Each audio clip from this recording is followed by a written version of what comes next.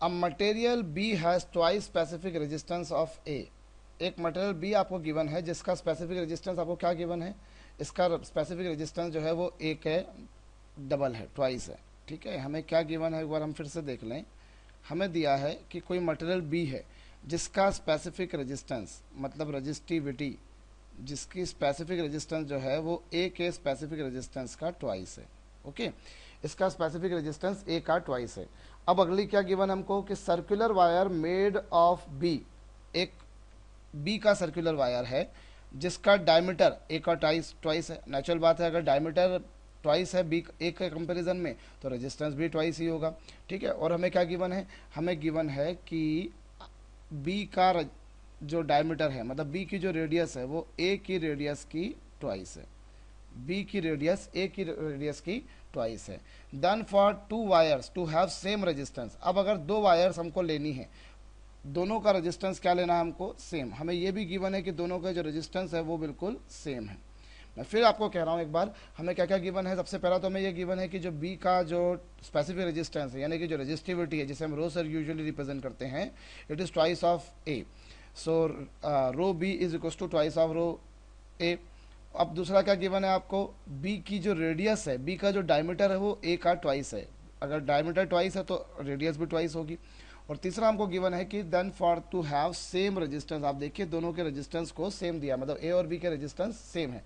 तो हमसे क्या पूछा है, हमें निकालना है एल बी यानी बी की लेंथ और एल ए यानी ए की लेंथ, इन दोनों की लेंथ का रेशो हमें निकालना है, इन दोनों की लेंथ का रेशो। ठीक है, तो आप देखिए हम जानते हैं रेजिस्टेंस और स्पेसिफिक रेजिस्टेंस में क्या रिलेशन है, R equals to rho L upon A, R equals to rho L upon A. अब मैं ये इक्वेशन लगाता हूँ ए के लिए, ए के लिए मैं इक्वेशन लगाता हूँ रो ए एल ए अपॉन ए ए।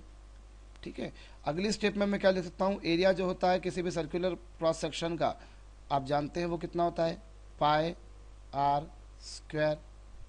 ठीक है, let it be equation first, इसे हम इक्वेशन फर्स्ट मान लेते हैं।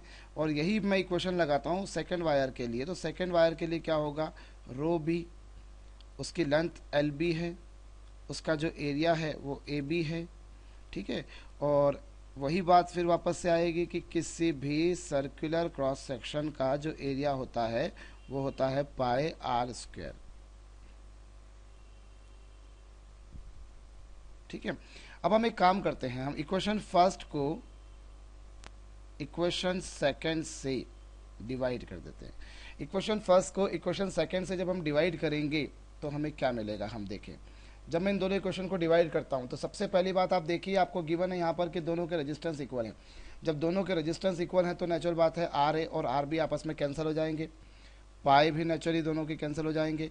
और इस तरह से हम देखें यदि, तो हमारे पास में क्या आएगा, इस इक्वेशन को यदि हम सॉल्व करेंगे तो हमारे पास में कुछ इस तरह से आ रहा है कि 1 equals to rho A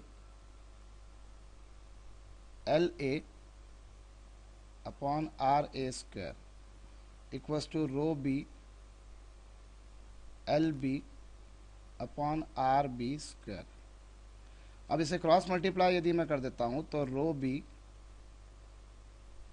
L B upon R B square equals to कितना आएगा, rho A L A upon R A square. अब अगली स्टेप में हमको L B upon L A निकालना है, तो चलिए हम L B upon L A देखें। तो L B upon L A क्या हो जाएगा, L B upon L A हो जाएगा rho A upon R A square.